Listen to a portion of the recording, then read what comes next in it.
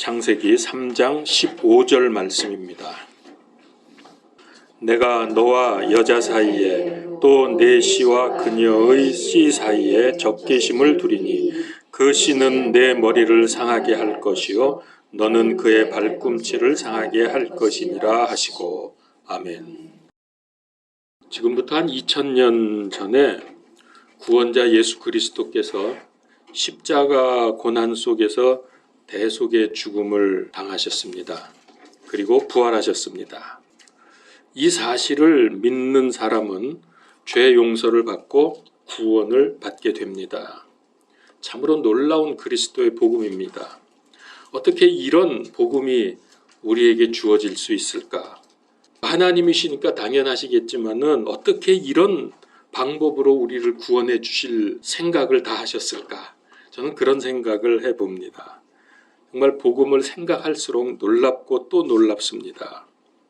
우리는 다 죄인들임에도 불구하고 이런 방법으로 정말 믿음으로 모든 죄를 다 해결해 주시고 구원시켜 주신다는 것, 너무나 하나님의 사랑과 은혜가 놀랍고 큽니다.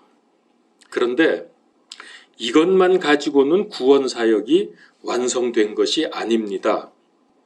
복음은 예수 그리스도께서 이제 다시 오셔서 믿는 사람들을 하나님의 왕국으로 데려가심으로 해서 완성이 되는 것입니다. 그래서 예수님의 재림은 필수입니다. 필연적일 수밖에 없습니다. 자, 지금 세상은 얼마나 혼란합니까? 원자탄 만들고 수소탄 만들어졌죠. 가공할 광선 무기가 만들어졌죠. 불신자들도 지금 세상을 걱정합니다. 인류의 미래를 불안하고 불확실하다고 보는 정도가 아니라 곧 얼마 있어서 종말이 올 거라고 이렇게 생각을 하며 불안해합니다. 맞습니다. 영국의 총리였던 윈스턴 처칠이 약 70년 전에 이미 이런 말을 했습니다. 전쟁이 나면 전 지구가 파괴될 것이다. 그리고 빈센트는 지구의 모든 생명체가 멸종될 수밖에 없다라고 말을 했습니다. 또 예수님은 뭐라고 했냐면 2000년 전에 인류의 종말을 예언하셨고 성경 말씀대로 역사는 진행되고 있는 중입니다. 인류는 종말을 향해 가고 있습니다. 여러분들도 아마 이런 거 많이 느끼셨을 겁니다. 이게 지금 세상이 뒤죽박죽입니다. 너무너무 혼란합니다. 그래서 예수님이 어느 날 제자들에게 마지막 때에 대해서 말씀하시기를 성전 위에 돌 하나도 남지 않고 다 무너질 거라고 말씀을 하셨습니다. 그러니까 제자들이 깜짝 놀랐죠. 그래서 묻습니다. 누가복음서 21장 7절에 그런데 어느 때에 이런 일들이 있으리이까? 또 이런 일들이 일어날 때 무슨 표적이 있으리이까? 제자들이 놀라서 물었습니다. 그래서 이 질문에 대한 예수님의 답변이 그 이후로 쭉 나옵니다. 26절에 보면은 땅에 임하는 그 일들을 내다보는 것으로 인해 두려움으로 인해 사람들의 마음이 그들을 기진하게 하리니 이는 하늘의 권능들이 흔들릴 것이기 때문이라. 이 마지막 때에 일어나는 일들을 보면서 너무 두렵고 놀라서 기진한다. 이게 영어로 failing을 기진한다라고 번역을 해놨는데요. 이게 기진도 맞고 실신한다라는 뜻으로 번역을 해도 되고요. 개역성경에는 보니까 기절한다고 이렇게 되어 있습니다. 그러니까 얼마나 겁나는 일들이 일어나는지 실신하고 기절을 합니다. 난립니다 지금. 그런데 계시록 11장 18절에 보니까 민족들이 분노하며 주의 진노가 이르렀고 땅을 멸하는 자들을 멸하려 하심이니이다. 그러니까 이 말씀을 보면은 지금 인간이 만들어 놓은 핵무기나 광선무기 이런 것들로 지구가 멸망당하는 게 아닙니다.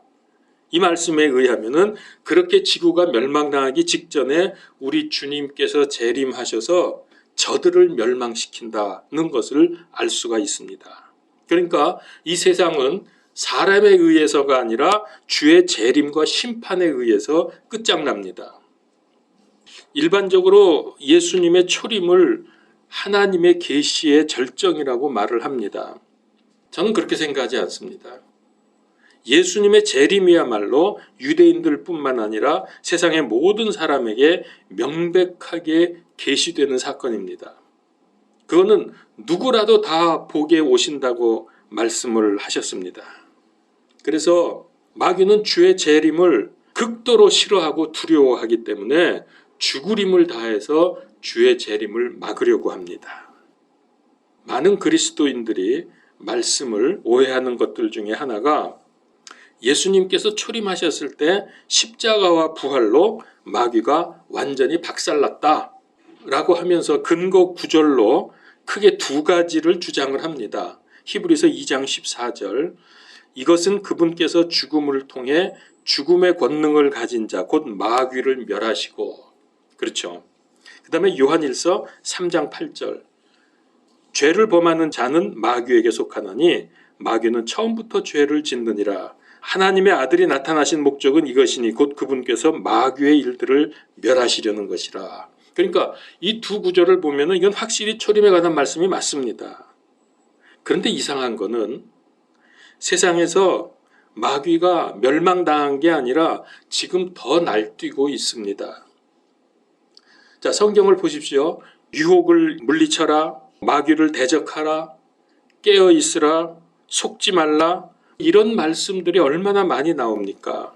그러니까 성경은 마귀의 존재가 현재 있다고 하는 것을 인정하는 말씀으로 가득 차 있습니다. 마귀는 하나님의 계획에 따라서 우리 믿는 사람들을 시험하고 고통을 줄 수는 있지만은 예수님의 십자가와 부활의 능력 때문에 믿는 사람들 앞에서는 힘쓰지 못합니다. 어두움에 빛을 비추셨고 죄의 속박에서 건져주심을 믿고 구원받은 사람들은 마귀가 감당할 수가 없다는 거죠. 그러나 마귀는 세상의 불신자들에게는 여전히 왕입니다. 그래서 세상에서는 여전히 영적인 전쟁이 있고 마귀 세력은 성도들을 속이고 시험하고 불화살을 쏘아댑니다. 이때 우리는 예수 그리스도 복음의 능력으로 막아낼 수 있다는 것이지 마귀가 소멸된 것은 아닙니다. 자, 여기서 이제 우리는 창세기 3장 15절 말씀을 정확하게 이해하는 것이 매우 중요합니다. 자, 창세기 3장 15절 말씀을 보십시오. 제가 다시 읽겠습니다.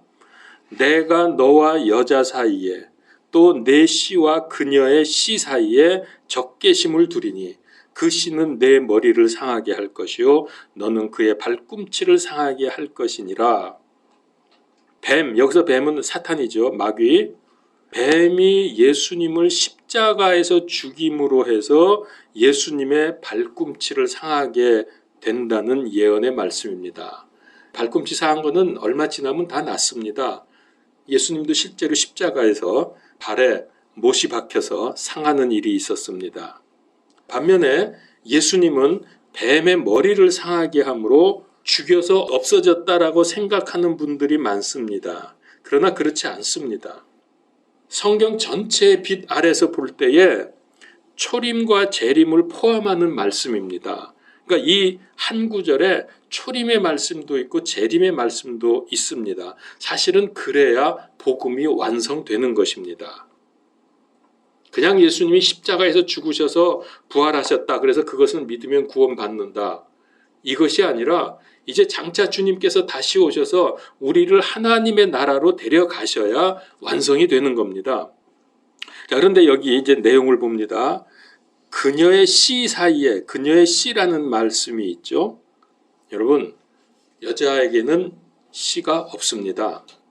근데 여기 그녀의 씨라고 했어요. 씨는 남자에게만 있습니다. 그래서 이 말씀은 무엇을 우리에게 예표하느냐 하면은 장차 오실 메시아께서 동정녀 탄생할 것을 예언한 말씀입니다. 초림에 관한 사건이죠. 씨가 있어야 되는데 여자에겐 씨가 없어요. 그래서 그녀의 씨라고 하는 것은 동정녀를 통해서 그분께서 오실 거구나 하는 것을 여기서 암시하고 있는 거죠. 그 다음에 너는 그의 발꿈치를 상하게 할 것이니라. 이것도 역시 아까 말씀드린 대로 초림 때 십자가의 사건을 예언한 말씀입니다. 근데 그것만 있는 게 아니죠. 그 씨는 내 머리를 상하게 할 것이요. 여러분, 이거 초림의 말씀 아닙니다. 십자가 사건 말씀하신 게 아닙니다. 왜냐하면 십자가 사건 이후로도 마귀는 여전히 활동하고 있기 때문입니다. 이거는 재림 예언의 말씀입니다. 제가 앞에서도 말씀드렸지만은 초림 때 마귀가 박살난 게 아니라 마귀는 지금도 활동하고 있기 때문에 이거는 초림 말씀이 아니라 재림에 관한 말씀이다. 여러분, 혹시 천주교 성당에 가보신 적 있습니까? 성당 입구에 보면은 거의 대부분의 성당에 보면은 마리아 상이 세워져 있거든요. 그 마리아 상을 가만히 자세히 들여다보면 마리아가 밟고 있는 게 하나 있어요. 그 동상을 자세히 보면은 뱀을 밟고 있습니다. 뱀을 밟고 서 있어요. 근데 이제 자세히 안 보면 그냥 이 사람들은 마리아 믿지, 그러면서 그냥 지나가는데 그 발을 언제 한번 가셔서 보세요. 발 밑에 뱀을 밟고 있습니다. 이게 제 생각에는 아마 창세기 3장 15절의 말씀을 표현한 것 같은데 이건 큰 잘못입니다. 지금도 뱀은 열심히 활동 중에 있습니다. 더군다나 마리아가 무슨 수로 뱀을 밟습니까? 피조물 주제. 하나님이신 예수님을 마리아로 대체시키는 엄청난 신성 모독입니다. 인류 역사를 통해서 마귀가 활동한 것을 좀 간략히 짚어보죠. 지금 오늘 우리는 재림에 관한 말씀을 하고 있기 때문에 마귀가 이거를 얼마나 두려워하고 막고 있는지 성경 전체를 통해서 간략하게 한번 짚어보려고 합니다. 자, 창세기 3장 15절에서 선포된 메시아에 관한 말씀 이후에 그래서 여자의 씨로 오실 메시아를 막기 위해서 마귀가 할 일은 무엇이냐면은 메시아가 이제 장차 오게 될 텐데 못 오게 하려면 어떻게 해야 돼요? 혈통을 끊어버려야지, 메시아 혈통을. 그래서 많은 노력을 합니다. 어떤 사건들이 있었습니까? 가인이 아벨을 죽이는 형제살인 사건을 필두로 해서 노아 시대에는 인류의 DNA를 변형시켜 버리려고 했고요. 또 아브라함에게는 불신을 주어서 이집트 바로에게 자기 부인 사라를 내어주는 이상한 일을 했습니다. 그러면 혈통이 끊어지는 거죠. 이때 너무나 급하니까 하나님이 이거를 막기 위해서 어떻게 하셨습니까? 즉시로 하나님이 그날 밤에 직접 바로의 꿈에 나타나서 협박을 하십니다. 너 이 여자 건드리면 죽을 줄 알아. 그래가지고서 이 바로가 깜짝 놀래가지고서 아브라함의 부인을 내놓는, 그렇게 함으로 해서 혈통이 끊어지는 위기를 넘기게 됩니다. 그 이후로 이집트의 노예가 되었죠. 그때 어떤 사건이 있었습니까? 마귀가 이집트를 통해서 메시아를 못 오도록 하는 방법으로 참 놀라운 일이 있었는데요. 좌우간 남자아이가 태어나면 전부 죽여라. 이건 뭡니까? 혈통을 끊어버리는 겁니다. 남자가 태어나면 무조건 죽이게 했습니다. 근데 하나님께서 이 히브리인들에게 힘을 주셔가지고 그럴수록 더욱 인구가 늘어났습니다. 그래서 나중에는 출애굽할 때 장정만 60만, 그러니까 우리가 생각할 때 한 3,400만은 됐을 거다, 이렇게 추측을 합니다. 그 정도로 하나님께서 불려놓으셨습니다. 한 나라가 되었죠. 자, 그러다가 이 메시아 혈통이 다윗의 씨로 이어지는 것을 안 마귀가 다윗을 죽여야 되죠. 다윗의 자손으로 오니까. 그래서 다윗을 수없이 죽이려고 사용한 사람이 사울입니다. 사울은 다윗의 장인어른입니다. 자기 사위를 죽이려고 얼마나 노력을 했는지 모릅니다. 그러나 그때마다 하나님께서 다윗을 피하게 하시고 보호하심으로 해서 위기를 넘깁니다. 그리고 이제 나중에 포로기 때는 아예 유대인들의 씨를 말리려고 하만이라는 사람을 사용합니다.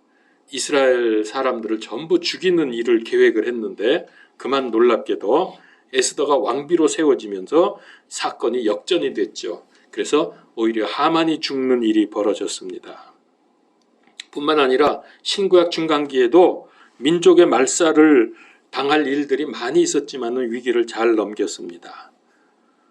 자, 그러다가 때가 참에 메시아이신 예수님께서 탄생을 하십니다. 여러분 우리가 지금 구약에 나오는 얘기를 쭉 봤지만은 이게 그냥 볼 게 아니라 이게 영적인 전쟁이었구나. 메시아의 탄생을 막으려는 마귀의 아주 집요한 공격이 구약시대 내내 있었구나 하는 것을 우리가 볼 수 있어야 합니다. 그러다가 드디어 예수님이 탄생하셨습니다. 그러니까 마귀가 가만히 있습니까? 어떻게 했죠? 이번에는 헤롯을 사용을 해서 예수님 탄생하신 날짜를 잘 계산을 해서 2살 이하의 젖먹이 아이들을 전부 무참히 살육하는 일이 벌어집니다. 정말 기막힌 일이 아닐 수가 없습니다. 유아 진멸 사건. 정말 이거는 있을 수 없는 일이죠. 곡소리가 나는 사건입니다. 자, 거기서도 실패했죠. 하나님께서 꿈에 나타나서 요셉으로 하여금 예수님 데리고 이집트로 피신해라 그래서 피신했었습니다. 그리고 나중에 돌아왔습니다. 이제 예수님께서 공생애를 시작하시기 위해서 그 준비 과정으로 광야에 나가서 40일 동안 금식을 하십니다. 자, 이때는 이제 마귀가 직접 예수님 앞에 나타나서 3가지 시험으로 공격을 합니다. 우리 몇 주 전에 봤죠? 이 3가지 시험. 뭐죠? 복습.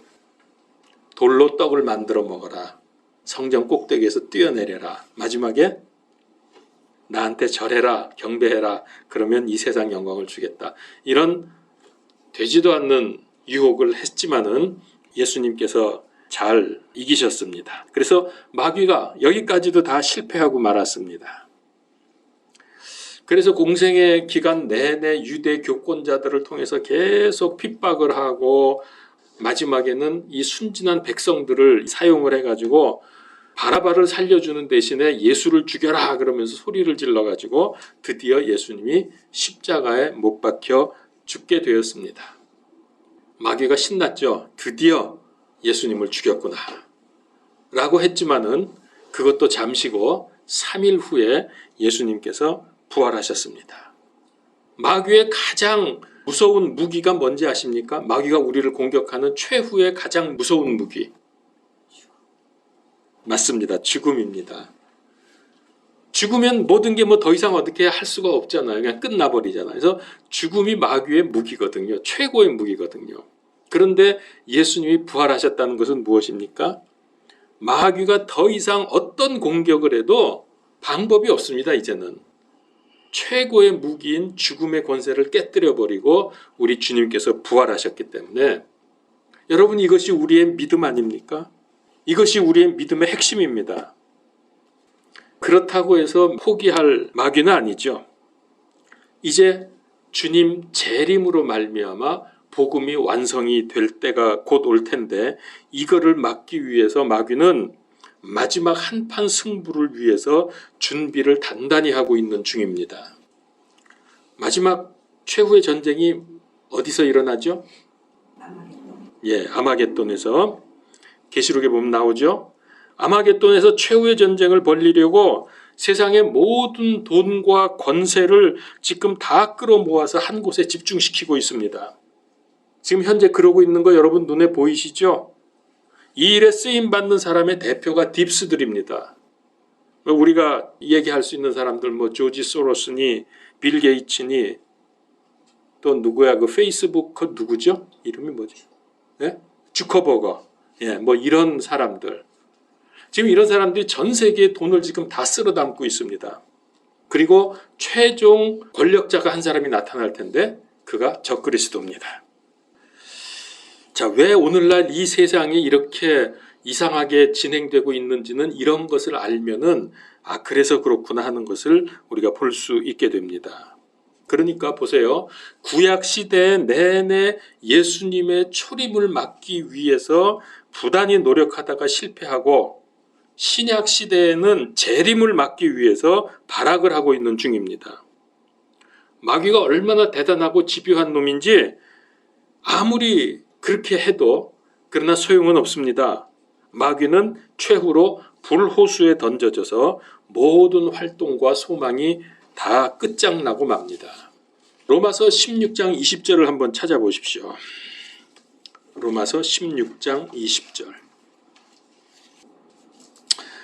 평강의 하나님께서 곧 사탄을 너희 발 밑에서 상하게 하시리라. 우리 주 예수 그리스도의 은혜가 너희와 함께 있기를 원하노라. 아멘. 자, 거기 앞부분에 보니까 뭐라 그랬어요? 사탄을 너희 발 밑에서 상하게 하시리라. 이거 어디서 우리 지금 봤죠? 이런 비슷한 말씀. 상하게 하는 거, 사탄을 상하게 하는 거.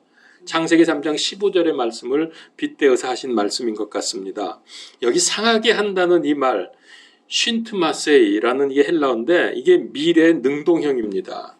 이게 무슨 뜻이냐면은 눌러서 으스러뜨려서 박살낸다는 뜻입니다. 그러니까 짓밟아 부순다는 뜻을 가지고 있는 단어입니다. 그러면 사탄은 어떻게 될까요? 이제 사탄은 예수 그리스도 믿는 우리 발밑에서 으스러질 것입니다. 우리가 재림하시는 예수님과 함께 내려올 때에 예수님은 말씀의 검으로 단칼에 마귀 세력들 아마겟돈에서 단칼에 무찔러 버릴 텐데 그때 마귀는 우리의 발밑에서 으스러집니다.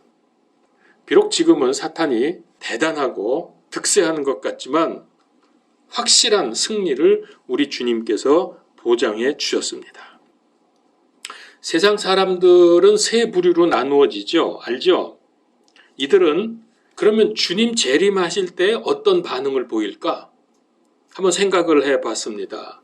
우선 불신자들은 예수님 재림 때 복음을 거부한 것에 대해서 몹시 후회하고 통곡할 것입니다. 그들은 앞으로 받게 될 영원한 형벌을 알고서 두려움의 몸소리를 칠 것입니다. 그러나 유대인들은 자기들이 찌르고 십자가에 매달아 죽인 예수님이 메시아이심을 알고 가슴을 치면서 회개하고 드디어 회복이 됩니다. 우리 그리스도인들은 이미 그 전에 휴거가 되어서 기쁨으로 하나님의 영광 안으로 들어가게 됩니다.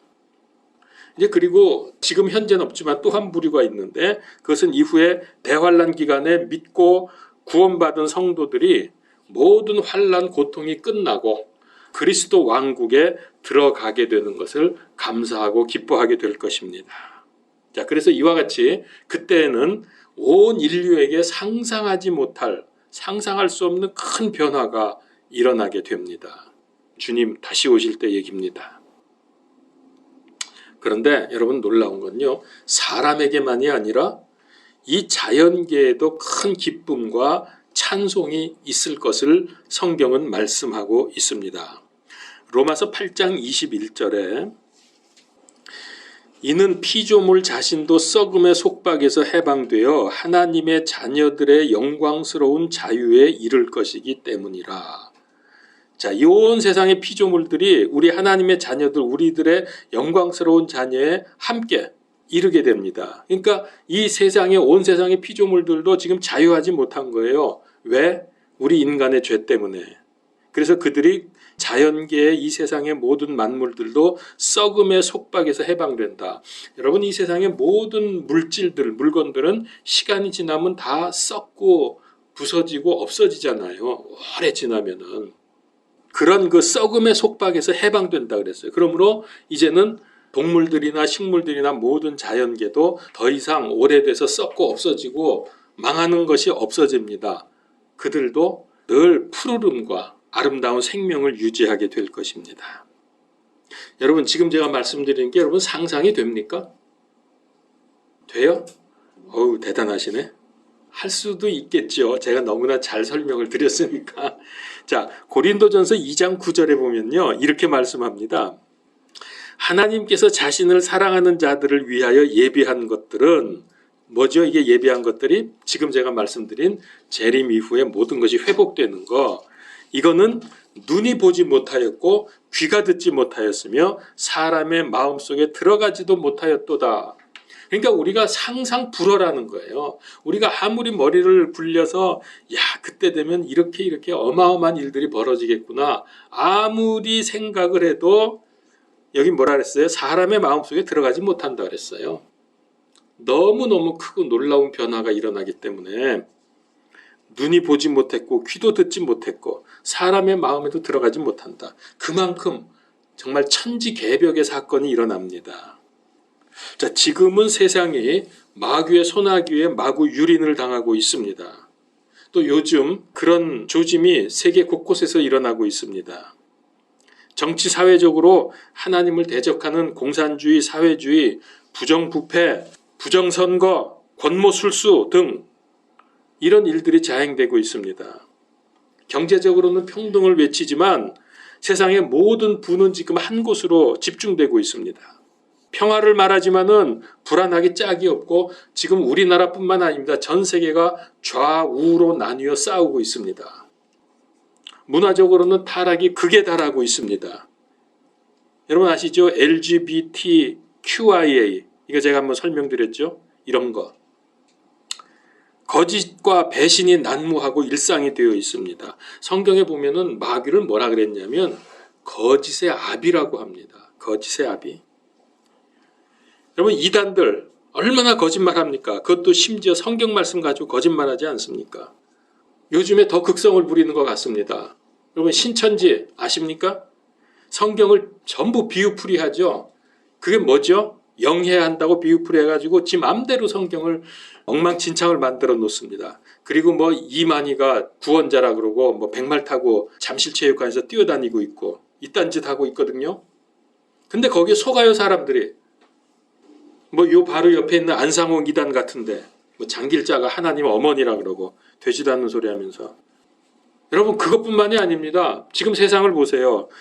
북한이 핵무기를 지금 완성을 한 거나 다름이 없는데 핵무기 가지고 있는 북한을 도와줘야 평화가 온다고 하는 이 가짜 평화, 세금 폭탄으로 세금을 마구 거두어서 지원금을 마구 퍼주면 평등해진다고 하는 가짜 평등, 동성애 퀴어 축제로 음란을 부추기는 게 인권이라며 이 가짜 인권, 어렸을 때부터 동성애를 가리켜야 선택의 폭이 넓어진다고 하면서 이 가짜 사랑, 광우병 괴담, 천안함 괴담, 세월호 괴담에 이어서 지금 뭐예요?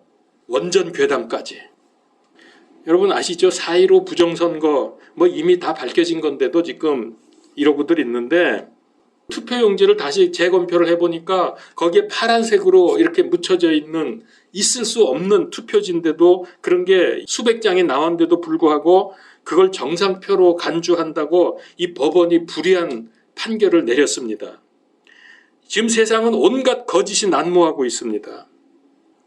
전 세계가 백신 접종을 시작한 지 지금 6개월이 지났는데요.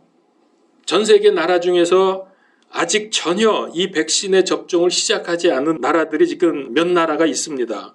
북한, 하이티, 탄자니아, 차드, 부룬디, 에리트리아 이런 6개 나라에는 백신이 지금 들어가지 않았습니다. 그리고 이 나라들은 무료로 지원해 주겠다고 해도 거절을 합니다. 충격적인 사건이 일어나고 있는데 요즘에 이 6개 나라 대통령 중에서 5 대통령이 다 죽었어요. 백신 안 받았다가. 이게 사실입니다. 탄자니아의 마고폴리 대통령은 백신이 글로벌리스트의 음모라고 하면서 반대를 했는데 지난 3월 달에 갑자기 심장마비로 사망을 합니다.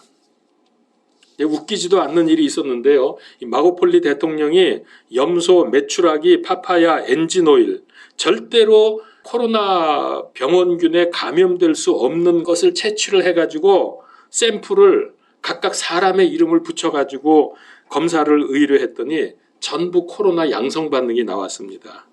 여러분 이거 웃기는 일인지 뭐라고 표현할지 모르겠어요. 무슨 엔진오일, 여러분 그 차에 넣는 엔진오일 있잖아요. 그걸 채취해가지고 사람 이름을 붙여서 검사해달라 그랬더니 코로나 양성 반응이 나왔다고요. 이게 말입니까? 뭡니까 도대체? 지금 세상이 이렇게 난장판이거든요. 같은 입장에 서 있는 부룬디의 피에르 은쿠룬지 대통령도 지난달 갑자기 심장마비로 사망을 합니다. 그런데 괴이한 죽음은 또 있습니다. 서아프리카의 차드의 이드리스 데비 대통령, 이 6번째 대통령에 당선이 됐거든요. 6번째 연임을 하게 되자마자 전쟁이 일어나서 그만 사망했다. 뭐 이렇게 보도가 나옵니다. 근데 이상한 거는 이 대통령이 사망하자마자 중국 공산당이 시노팜 백신을 보내서 접종하기 시작했다는 겁니다. 하이티의 조브넬 모이즈 대통령도 아스트라제네카 백신을 거부를 했는데 더 끔찍한 일이 일어났습니다. 이달 초에 집에서 괴한들에게 피살당했습니다. 근데 이상한 거는 이 IT 대통령이 사망한 이틀 후에 미국의 바이든 행정부가 백신이 곧 IT에 도착할 거라고 발표를 합니다. 보도에 의하면은 대통령을 죽이기 위한 암살단이 대통령 집에 들어가서 죽였는데 그 죽인 사람들 안에 미국 마약 단속국 사람하고 또 FBI 출신 사람이 거기 섞여 있었다고 해요. 그럼 미국에서 죽인 거 아닙니까? 브라질의 보우소나루 대통령도 최근에 갑자기 10일째 멈추지 않는 심한 딸꾹질로 병원에 입원을 했고 장폐색으로 진단을 받았습니다. 심지어 이 대통령은 SNS에 지옥에 가라, 신이 너를 제거할 것이다, 이런 악플이라 그러나 뭐라 그래요. 문자로 공격을 받는데 그 문자가 한국말로 써 있대요. 세상이 좀 이상해졌어요. 자, 이쯤 되면은 중국 공산당하고 글로벌리스트 세력이 백신을 이용해서 전 세계 통제를 목적으로 백신을 도구로 쓰고 있다는 것이 뭐 거의 확실시되지 않습니까? 말 안 들으면 백신 안 받으면 죽여요. 그냥 대통령이고 뭐고 없어요. 최근에 시진핑은 아예 전 국민을 강제 접종을 한다고 지금 진행 중에 있습니다. 실제로 대표적인 글로벌리스트 세력인 록펠러 재단이 2010년도, 지금부터 11년 전이죠. 2010년도에 비밀 보고서가 있었는데 거기 이런 내용이 있습니다. 팬데믹을 통해서 개인의 주권과 사생활을 포기시키고 백신을 싸게 공급하는 구세주 역할을 하는 중앙 집권 글로벌리스트 감시 체제와 정부 구조가 등장할 것이다. 근데 지금 등장했잖아요, 벌써. 여러분, 요즘 세상 가만히 보십시오. 이해할 수 없고 이상하고 괴이한 일들이 얼마나 많이 일어나는지. 지금까지 이런 일이 있었습니까? 성경 말씀대로 마지막 때에 예언이 소름 끼치도록 정확하게 이루어지고 있습니다. 그러나 여러분, 걱정할 건 없습니다. 아까 우리 로마서 16장 20절 봤죠? 마귀 사탄의 세력이 너희 발밑에서 으스러질 것이다. 박살날 것이다 그랬어요. 주님 재림하실 때. 그러니까 예수님이 처음 오실 때는 고난받는 종으로 오셨습니다. 그러나 다시 오실 때는 심판과 정복을 하시는 왕으로 오실 것입니다. 처음에는 가장 낮고 겸손하게 오셨지만은 두 번째 오실 때는 우리를 포함해서 하늘의 군대와 함께 오실 것입니다. 이 사실을 확실하게 믿는다면 작금의 모든 이 사태에 대해서 전혀 불안하거나 두려워할 필요가 없습니다. 오히려 성경 말씀 그대로 진행되는 것을 감사해야 합니다. 오히려 주님 오실 때가 점점 가까워지고 있음을 기뻐해야 할 것입니다. 그리스도 심판석에서 받을 놀라운 상급과 면류관과 하늘의 상급을 기대할 것입니다. 어린 양의 혼인잔치에서 예수 그리스도를 신랑으로 맞이할 신부로서 우리는 행복하게 될 것입니다. 완전한 영광의 나라에서 영원한 삶을 누릴 것에 대해서 감격할 것입니다. 여러분, 그렇습니까? 지금 현재 두렵습니까? 신납니까? 둘 다죠. 두렵기도 하고 신나기도 하죠. 저도 좀 그렇습니다. 그러나 우리는 신나는 쪽으로 많이 옮깁시다. 우리의 마음을. 아까 우리 찬송 불렀죠. 기뻐하며 경배하세 영광의 주 하나님. 실제로 여러분 이런 믿음 생활을 하시기를 간절히 축원합니다. 기도하겠습니다. 하나님, 오늘날 세상이 너무나도 망가졌고 좌우가 나뉘어서 싸우고 있을 수 없는 일들이 너무나도 쉽게 많이 일어나고 있는 이 시대에 우리는 성경 말씀을 통해서 이 세상을 바라보며 주님의 다시 오심을 간절히 기다릴 수밖에 없습니다. 주님, 우리의 믿음을 지켜주시고 함께 하시고 마지막 때에 어떤 마귀의 공격과 유혹이 있을지라도 이 세상에 일어나는 일들을 통해서 우리의 믿음을 방해하고 우리를 멸망시키려고 한다 할지라도 우리가 예수 그리스도 믿음으로 승리하게 하시고 성경 말씀으로 힘을 얻어서 넉넉히 이 모든 마지막 때 일들을 감당하며 주님을 맞이하는 귀한 성도님들이 다 되게 하여 주시옵소서. 예수 그리스도 이름으로 기도하옵나이다. 아멘.